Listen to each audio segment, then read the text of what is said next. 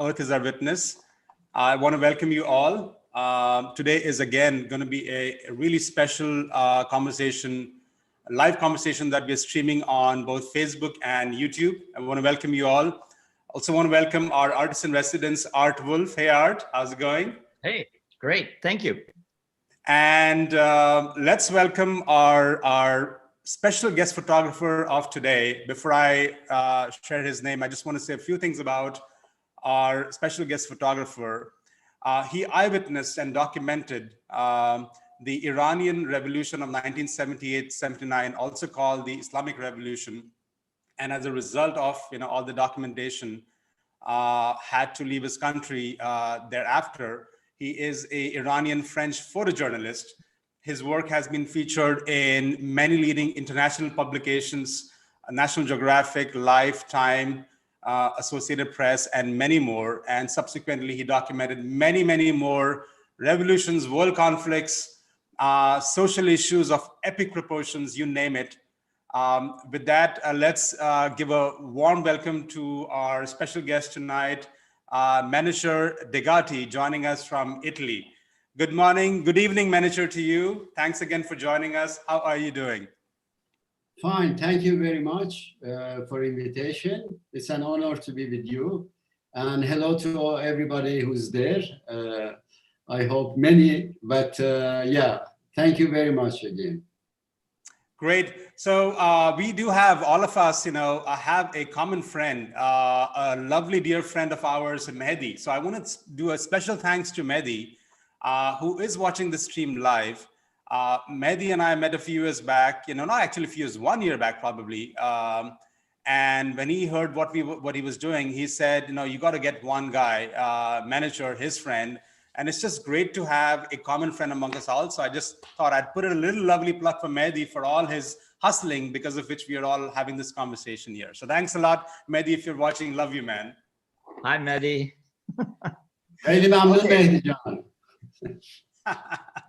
So with that, a couple of things so that we all have the same context. The Iranian Revolution in 1978-79, just to say a little bit about that, essentially led to the toppling of the Shah regime and led to the establishment of the Islamic monarchy. Now, that topic is a very, very complex topic. It's a political topic. And as complex and political as it can be, our goal here is to talk more about photography and what it means to be a battle-hardened photojournalist in these environments. To think that you can actually risk your life to pursue the truth and to pay a heavy price for it, to be in exile, is something commendable. So this conversation is less about getting into the right or the wrong or to pass judgment about the politics, since we are not, Art and I and us, all of us here are not a media company. We are not qualified. But what we do appreciate and what we do want to celebrate and hear stories about is what it takes to be in that environment. And towards the end, what is the timeless message or a learning if we can hear from Manoocher's words? I think that is what the topic here is today. Sound good? Yes. Great. So with that, I can't wait, Manoocher, if you would love to share some images and the stories behind them. And it's a dialogue. Can't wait to see and some of your images. Great. If you want to share your screen.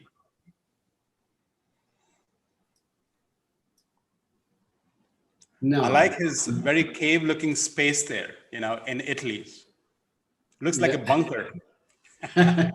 It's actually, this was a winemaking place, so I converted to my studio. Oh, that's nice. Can you see the image? I can. If you want to go full screen, please. Okay. All right. Okay. Now, to tell the story of, myself, I have to tell the story of my life, because photojournalism is a kind of life. When you start to be a photojournalist, you go through a certain way that becomes your life. Everything you do, it becomes like a 24-hour job, because you are like a doctor.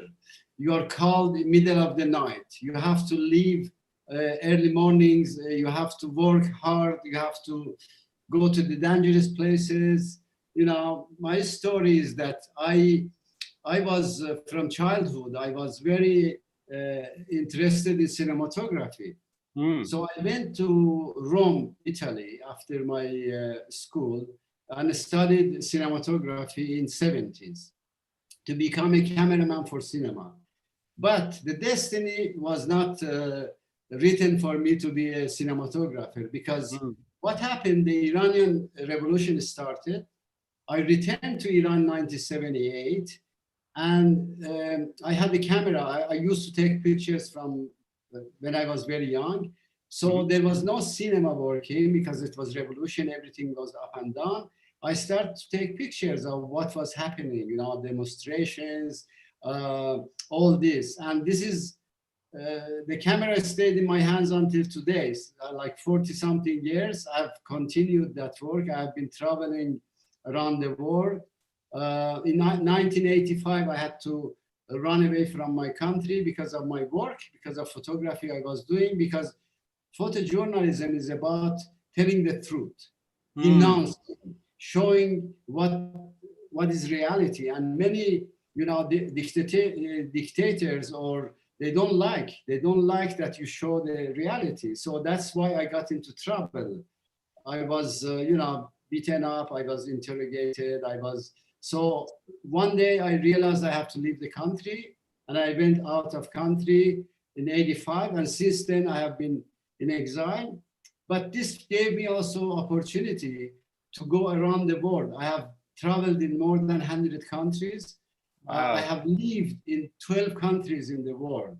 Wow. And finally, like 3-4 years in each country. And finally, I choose to live in southern Italy, where I'm living now since 5 years. So this picture is a very old picture I took in early 70s in Iran, because Iran was a country, it was progressing a lot during the Shah regime. Economically, it was changing, going from medieval time to the modern times. But, you know, the culture was not, you know, it was difficult to bring a country from that backward to suddenly to the most modern country. So this is why it caused the revolution. This is like, you can see, country was rich, but also there was poverty. These are workers in a factory in Iran.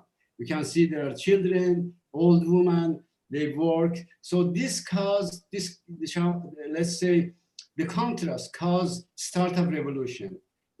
Because we didn't have those times political freedom. Freedom of speech didn't exist. There was only one party of the Shah. So people, they, you know, started to revolt, especially young people who wanted, you know, freedom. They wanted to, you know, to have freedom as because they got to know other cultures, and this lack of freedom caused the young people to come in the streets to demonstrate. So it took more than 1 year, all these demonstrations, killings, shootings in the street. And you can see here that somebody has taken a photo of the Shah and making fun of him, you know. So, but what happened, also Iran was a very religious country, very traditional country. In this photo, you can see that a man is leading all this veiled woman during a demonstration against Shah. So everybody those years, everybody, religious, non-religious, they came out in the streets to demonstrate against Shah, asking changes for a better life. But interesting. Yeah, but what happened? Because of the Iranian society, you know, structure, the religious people, the Shia clergy, took over this movement, even though they didn't start it.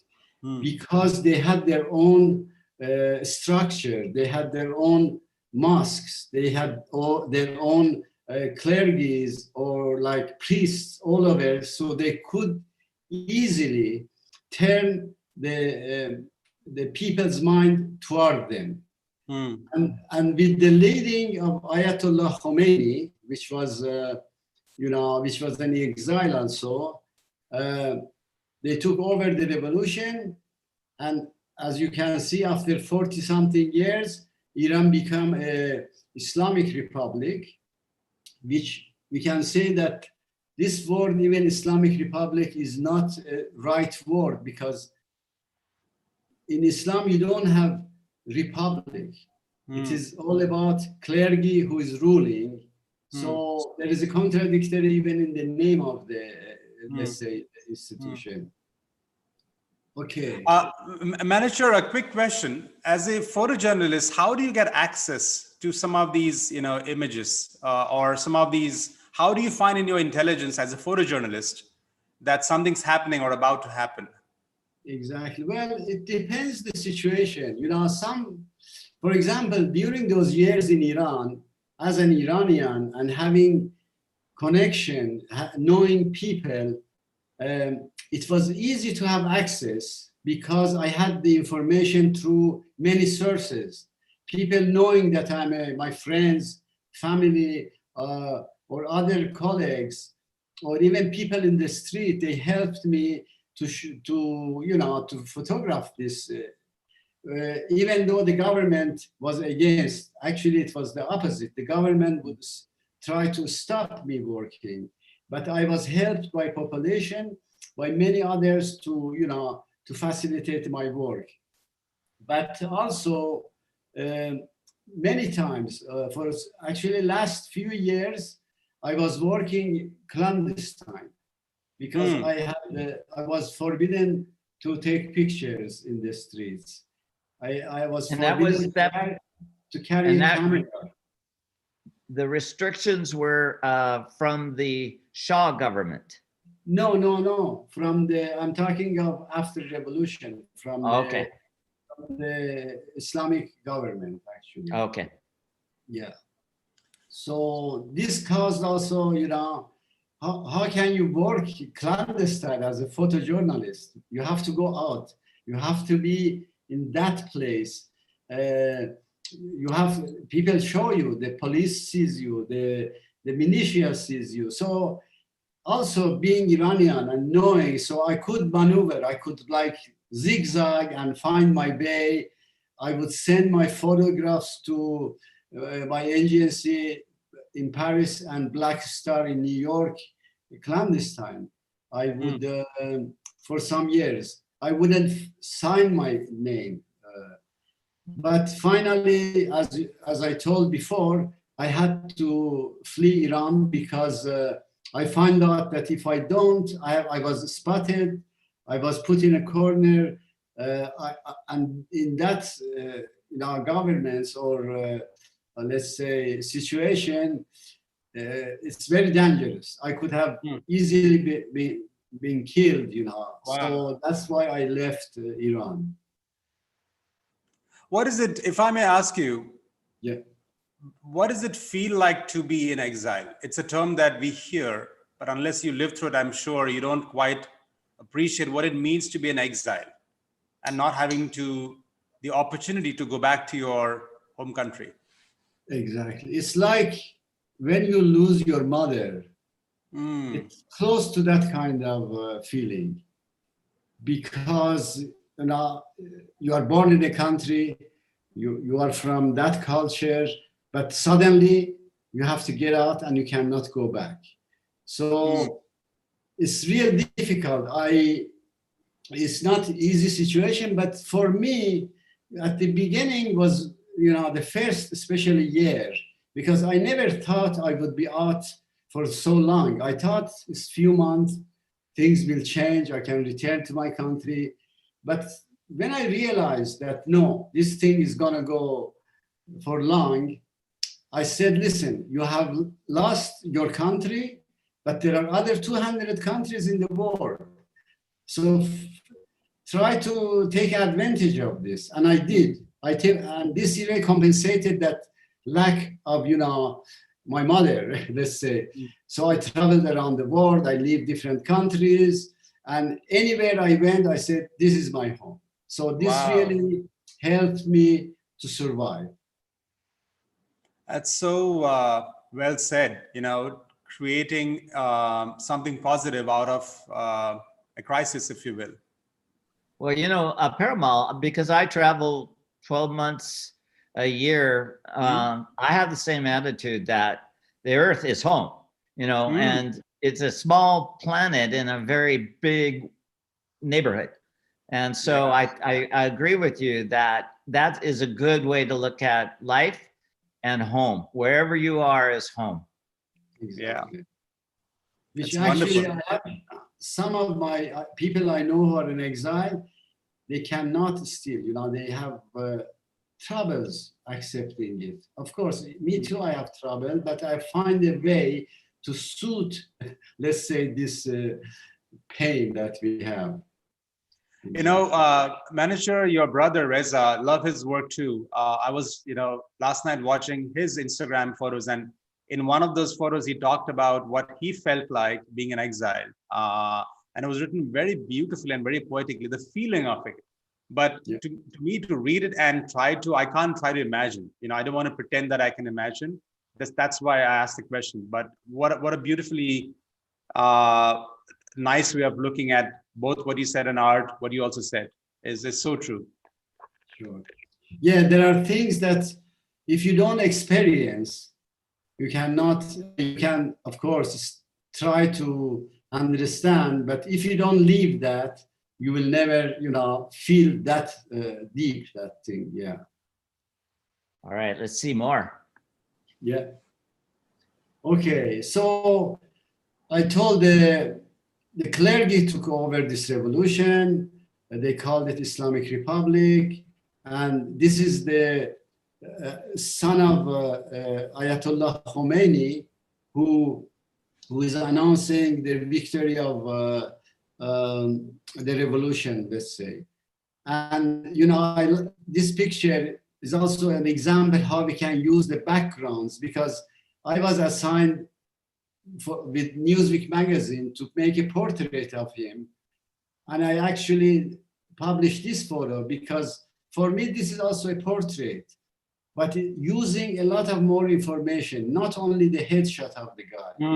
Here you can see the calligraphy. You can see where is his. It is in Iran or Arab country. You can see other pictures of the leaders of revolution here and there. So this is for me the way many times to shoot a portrait, not only the headshot, but putting some more information to make the photo more interesting. What's interesting for me to look at this photo is the fact that his head is just slightly smaller than the ones that are the photographs. And I love that because it forces you to really scrutinize the image.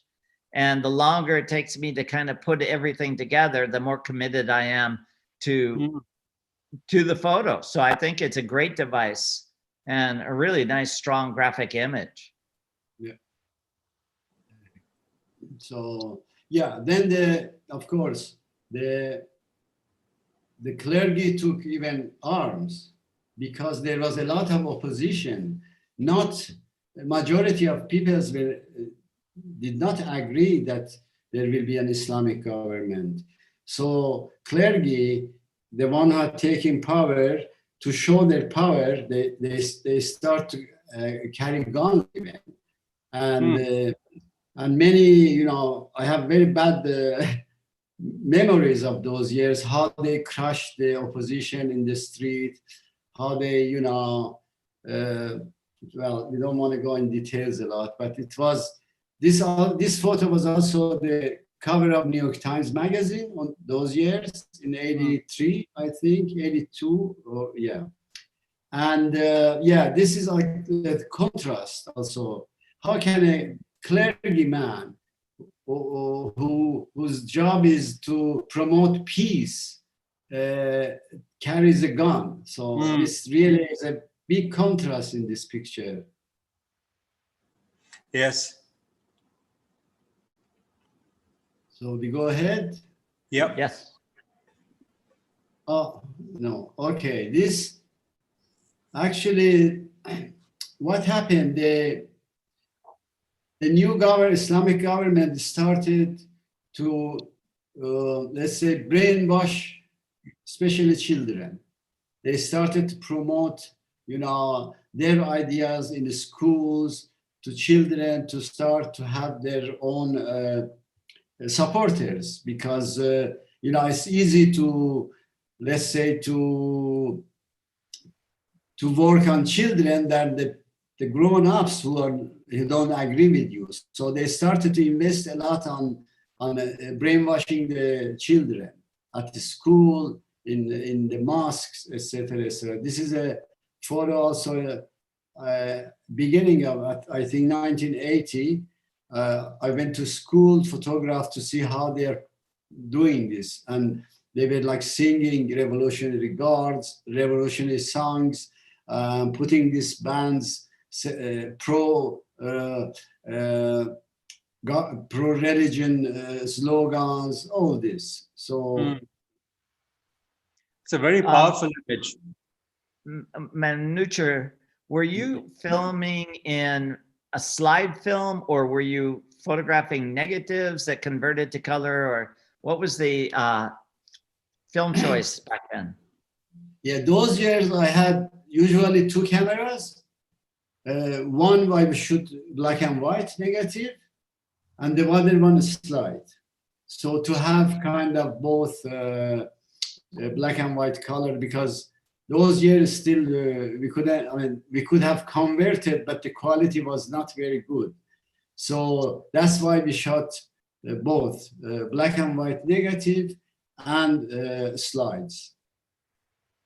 Because I was working mainly for magazines like Time, Newsweek, Parimal, Sept.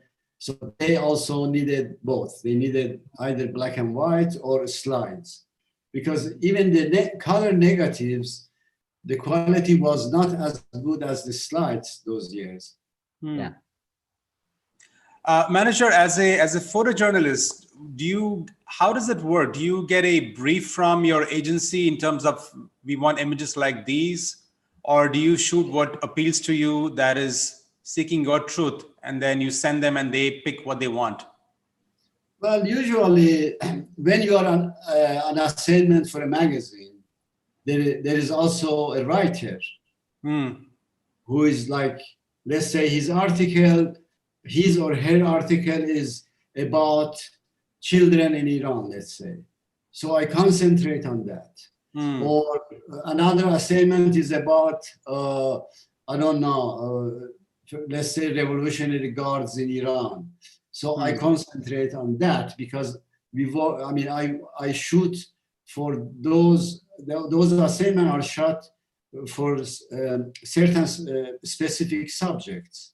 But sometimes no, sometimes I'm looking for good photographs. So I go around and I shoot, I shoot whatever life, anything I can, which can be also used in certain articles.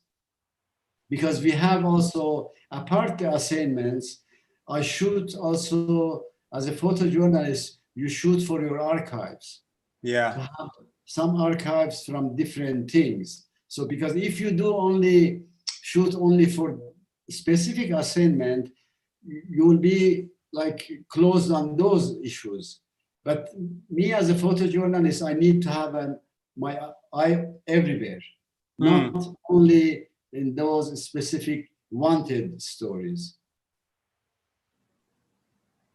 You know what I love about this particular photo, if you look at the faces of everybody in the image, they're all looking away. They're looking at different directions. And it forces me to kind of move my eye back and forth across this image.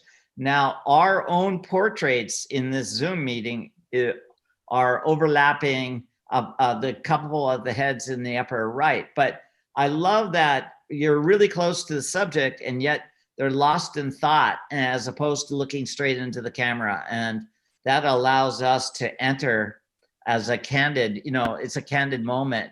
And you as a photographer is almost invisible. Your presence is invisible because nobody is looking at you. I think it's a really strong and graphic way of portraying your subjects. Actually, being, as you said very well, being invisible for a photographer is very important. Because let's say if I come here and show myself, they will change attitude. So you have to behave in a way that people like forget about you, that they do what they were doing. So this is very important to, as you said, to be invisible. And I always have tried to do this, because then you have the real reaction of people. They show the real face. They don't pose for you. But if you go like, let's say, to show yourself, then people will change attitude. They will, they will not be natural because you are not invisible. Yeah. Well said, beautiful. And just what a lovely insight, Art. Thank you. You're welcome.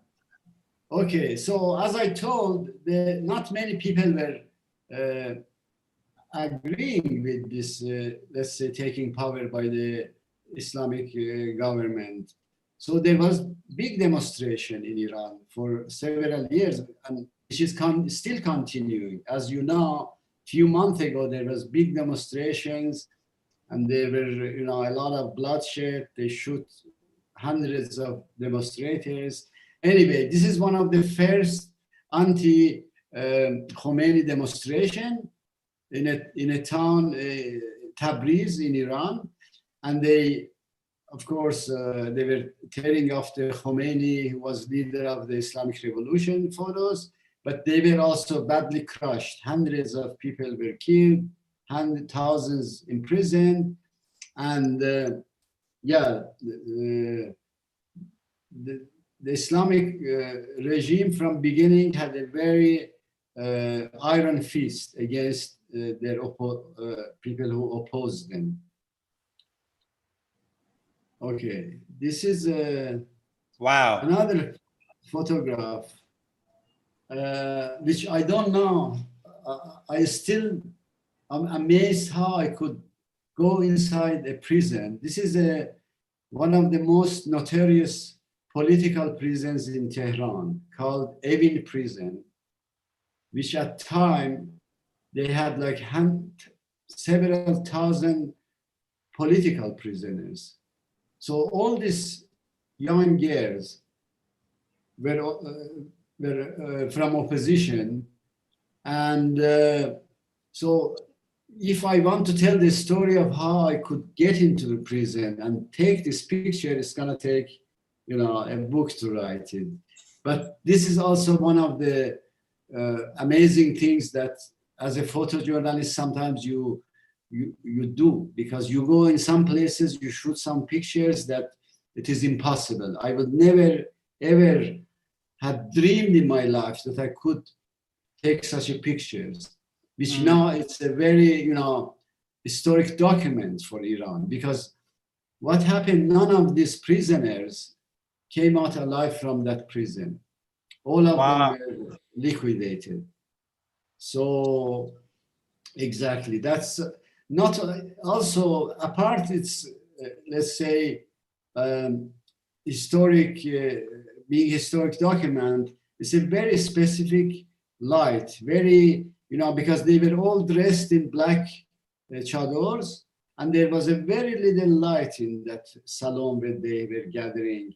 So I shoot on a slide, and that's why you don't see many details. It's all black, and you just see only their faces, which was lightened with this little light was coming from a few lamps there. Wow. It's a powerful image.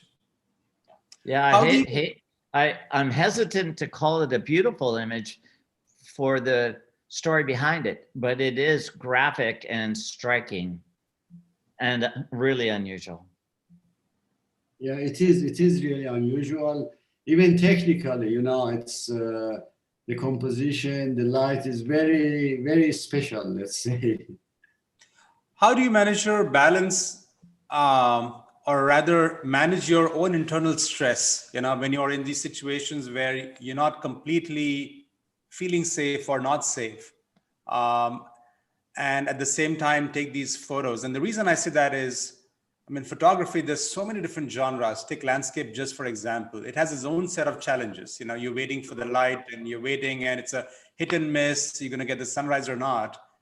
But in this case, there's just an internal stress, which is your life, implications. How do you balance, how do you manage your own internal stress while at the same time pursuing a shot like this? Well, this is the challenge you have as a photojournalist, because you see horrible things also, but you have to photograph. So what I think helped me to keep me on foot and continue is I always believe, first, I have the passion to do this. Second, I always believe that what I'm doing is important because it can change the situation to better. Like if I'm showing this horrible situation of war or this kind of hard situation, my hope is that this picture can change the situation to better, like can make a difference. Make a difference. That is how I think I controlled always myself. And as you see, after 40 something years, I'm not still, I don't think I've become crazy, but this helped me because I believe that photographs can have a good, positive impact on in America, those photographs from Vietnam, they helped to stop that wars. I'm sure, I think you also agree with me. So yes, this was also my belief that what I'm doing can have a positive change, on life of people or situation. And we do agree, Manoocher. In fact, that's the reason why we started Earth as a Witness, is because we are all photographers. We believe that great photography is powerful. It can make a positive difference, no matter what the genre is. Sure. It's not only, I think photography in all senses is like that. Even the pictures from landscape. Yeah. It's a like painting. People, it's lovely to make a good, or wildlife photography. You can show, there's a beautiful things that people feel good about it when you show those pictures, which is a positive thing. Has a sense of purpose. Yeah. Exactly. Okay. Another important issue, let's say during Iranian Revolution, was that when the Khomeini, the leader, was in Paris before coming to Iran, he was in contact with direct contact with even President Carter of States. They had like negotiations because the Shah of Iran was very pro-American. Americans were very present in Iran those years. I think there were like more than 100,000 Americans living in Iran, and they were working, they were present in all sections of life, and especially army in Iran. What Khomeini, the leader, promised to, especially President Carter, he said, if I go back to Iran and the revolution wins, we will not touch American interests. So this is written in history, there are documents about it. But the day he returns to Iran, which means he won the revolution, he started to be anti-American. The first thing, he started say Americans are this, Americans that, they have to leave Iran, they have occupied our country. And this is like, started like this. These are revolutionary guards who are marching on a US flag from the first month of return of Khomeini. They started this anti-American propaganda, and in consequences, they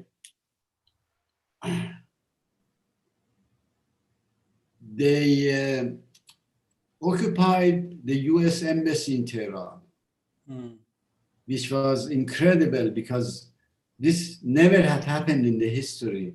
No country has taken hostage diplomats from another country. So one day they attacked to US, this is the US embassy. They attacked the US embassy. They took 52 diplomats as hostage, which went on for 444 days. Wow, more than a year. Yes, and I was there on assignment for Newsweek because we didn't know when it's gonna happen. So every week my assignment was being, let's say, continued. And this became the longest assignment of the history of photojournalism. Oh, wow. 444 days of assignment. Because, well, this is like, it's history, because now, you know, assignments are very short. It's 1 day, 2 days. But I had the privilege of having the 444 days. Actually, before also I was on assignment, but only for this story of US hostages in Iran, I was on assignment for the whole time. So, and the story is actually what happened.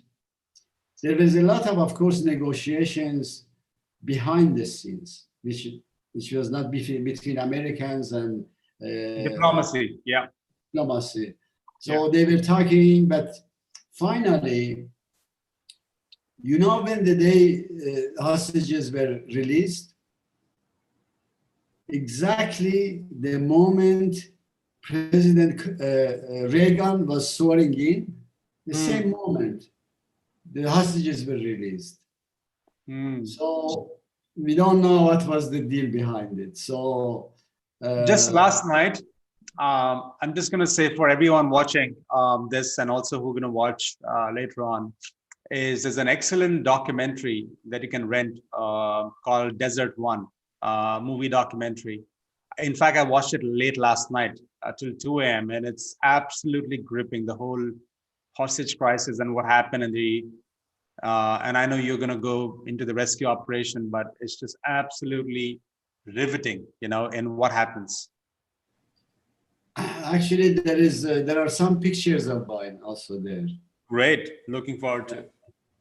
So yeah, it's so this was an incredible story that happened, but there was also the deals that because there was a war started in Iran between Iraq, so and there was an embargo of arms. So apparently there was also a story which came out. It was that there was, which was called Iran-Contra story. You know, Contras were the Nicaraguan who were fighting against the Sandinista government. So the US, let's say, authorities, they sold some arms to Iran, and the profit they give to the Contras in Nicaragua, which were fighting. So it was a scandal with Oliver, what was his name? I'm sure. Oliver North. Oliver North, and so the whole story. So this means the whole story of Iranian Revolution really changed, I think, the politics all over the world. And as you can see, even now, even let's say Al-Qaeda, ISIS are a result of this revolution.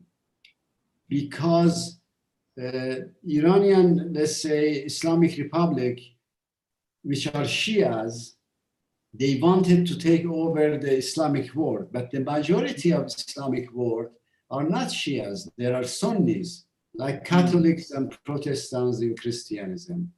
So the Sunnis, to fight this, they created Al-Qaeda and ISIS to stop this invasion of Shiism, which was going through Lebanon, Iraq, Syria, etc., all over the world. So really this revolution, we can see the consequences every day, all over the world.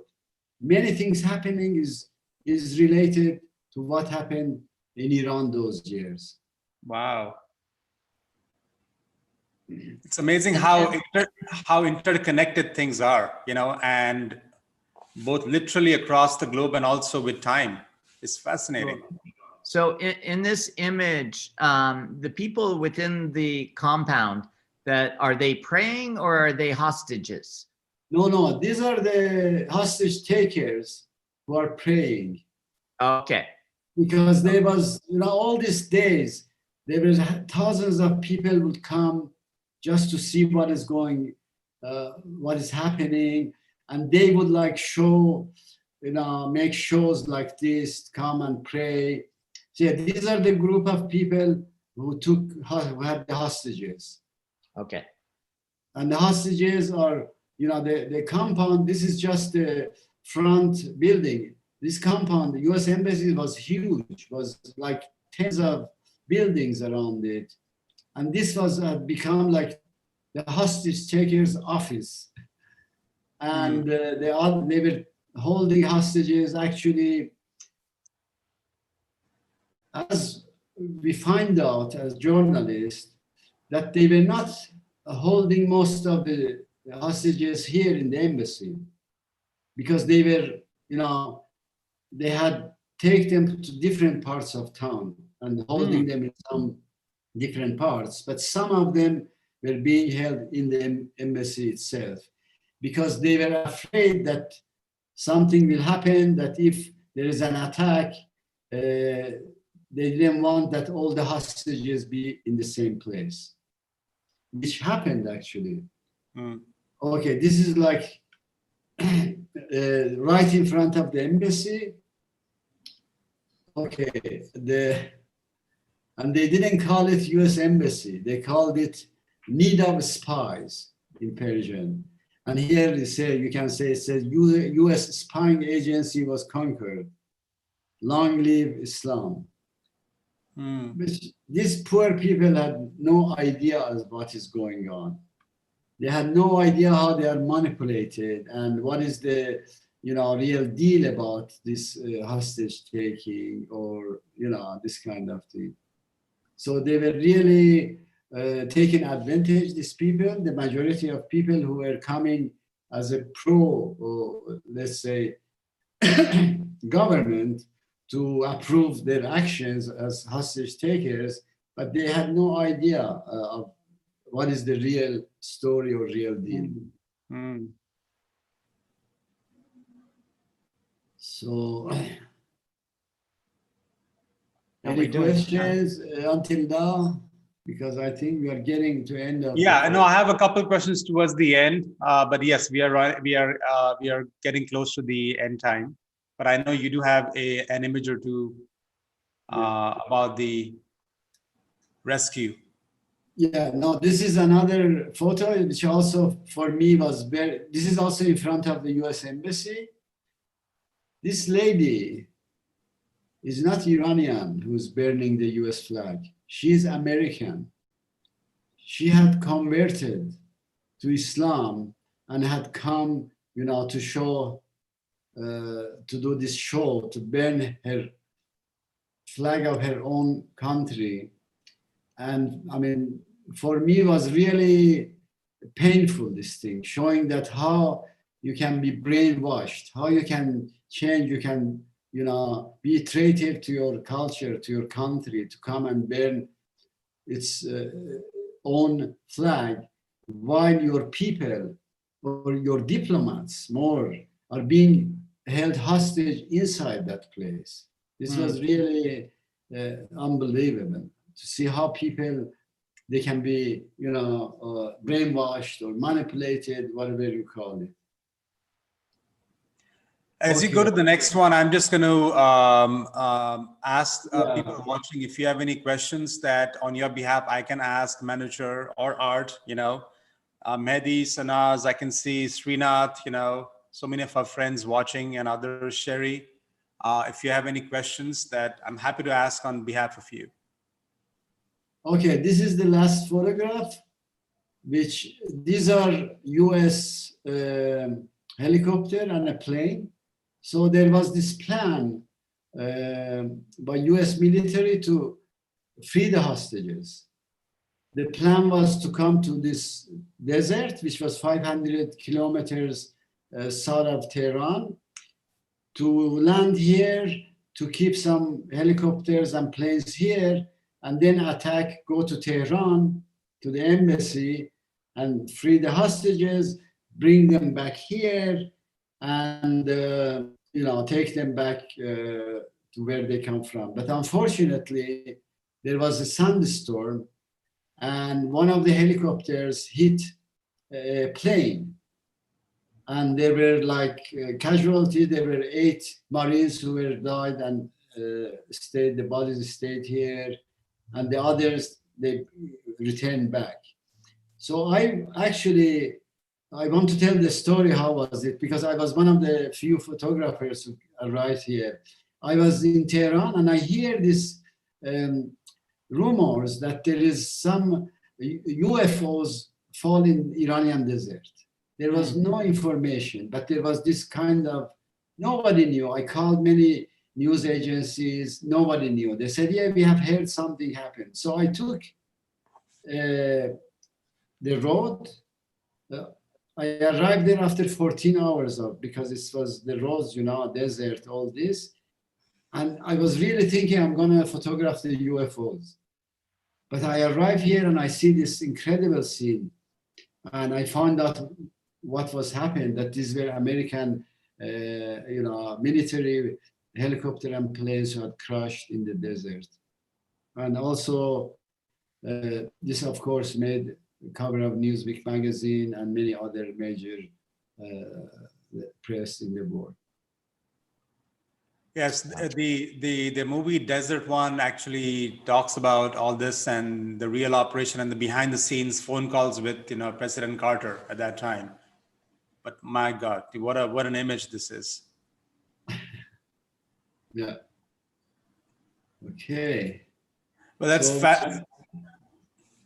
this is fantastic, Manoocher. Thanks for sharing. I'm going to take a couple of questions both on YouTube, as well, and Facebook folks, if you have any questions. But I guess as I wait, one question I just saw on YouTube is how do you balance kind of your own personal view, let's say, of what's going on with people who are not photojournalists? We are told that there's an objective view in photojournalism. Is there any such a thing as an objective view, or it is kind of what you see and your truth that you're pursuing? Well, photojournalists deals with reality. And it is our job to show the reality. It can be from right or left. And we keep our, let's say, ideas for ourselves. I might be, right or left, but I'm not allowed even by ethics to put me in that, show. I have to show only the reality, what is happening in front of my eyes. That's all we do. And we try to do our best not to mix our own ideas with the reality and, or change the reality, because then it's not photojournalism. It's like you are working member of a party, but photojournalist should be objective, should be biased on his work. It can be on his life, can be left, right, middle, whatever you want. But once it comes to working as a photojournalist, you have to be biased. You cannot be in one side or the other side. For example, when I was working, let's say in El Salvador, those years when there was civil war, I would spend 1 week with the guerrilla in the mountains of El Salvador, which they were fighting against the government. Then I would spend another time with the government soldiers to show this balance, to show who is fighting who. Because if I only covered one part, then I would be biased. I mean, I wouldn't be biased. I would be backing somebody, which I'm not supposed to do as a photojournalist. It's wonderful. Thanks. Let's go ahead and close that presentation so that we can see you in a bigger screen. And Art, any thoughts or questions from you?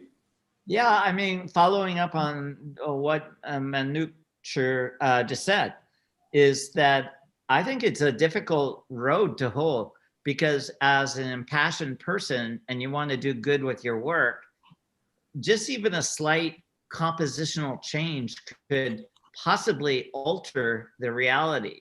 And it's a real tight rope that you walk, especially given the fact that your photos ultimately get on the pages of world press. So that could be a real challenge. I think just in your words, you have indicated where your political beliefs lie, but you're still trying to tell the story of what unfolded. And so that's really, but you know, as a nature photographer, I'm also got the objective of trying to sway the people that ultimately look at my work, because I want to champion an environmental cause. But in and under the guise of being a photojournalist with deaths and life and strife and emotions, yeah, you have to really walk that fine line.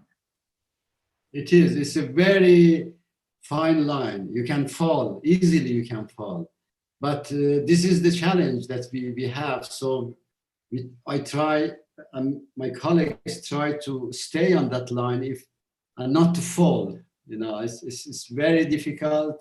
But I mean, my belief is that I always fought against injustice in the world with my photographs. So you can tell me I am for that. I fight, I'm a fighter. I fight against injustice in the world.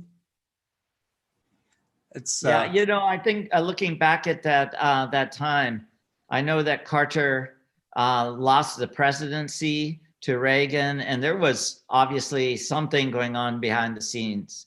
It's interesting to know that Carter, who many would argue was never a great president, lived and still lives with the belief that he can help people. So he was set up the war tribunals in Rwanda, and over his very long career has always worked on behalf of what he believed was the right causes.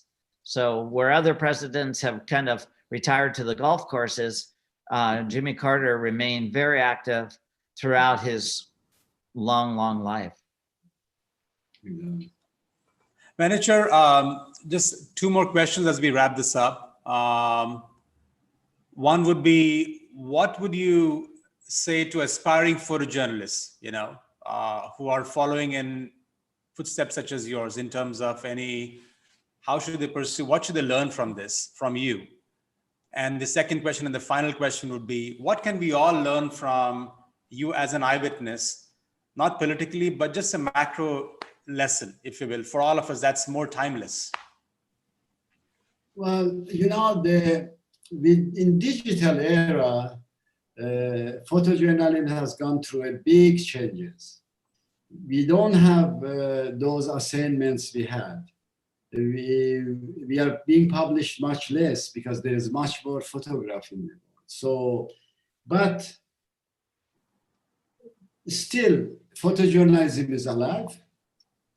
And if you can see in the major competition, World Press Photo, or the festivals, photojournalism festivals like Visa pour l'Image in France, you have these young photographers, 21 years, who won the prizes. So this shows that the photojournalism, professional photojournalism is still alive, and it's there because world needs photojournalism. So don't lose hope that you are not being published. Just go, do the good work, and once you have done the good work, you are going to be published, you are going to get awards, you are going to be paid. So I can say, still saying photojournalism is alive. So go for it, but don't lose hope. All right. Great, great. Well, with that, thanks a lot to Art, you for being here. Huge thanks to our audience, now live and also on demand. And obviously, finally, Manoocher, big thanks to you. Big thanks to you for so generously contributing to Earth as a Witness with your images, your stories, your time, and your timeless lessons for photography, for photojournalists, and just for us all as just human beings. So thank you. And we would love to have you back in the near future, perhaps on the Iran-Iraq war, if you would be up for that. Sure. Thank you very much. Thank you for everybody organizing this, but also the ones who spend 1 hour just listening to us. But one thing I wanted to say generally, that don't believe in what people say. Look at their actions. Look at their history. Don't believe in what they say or they promise, because they can manipulate you easily. That is indeed a great... Yeah, it's a very salient comment today. For sure. Yes, with a lot of implications. Yes. So on that timeless message, thanks a lot, everyone. We will see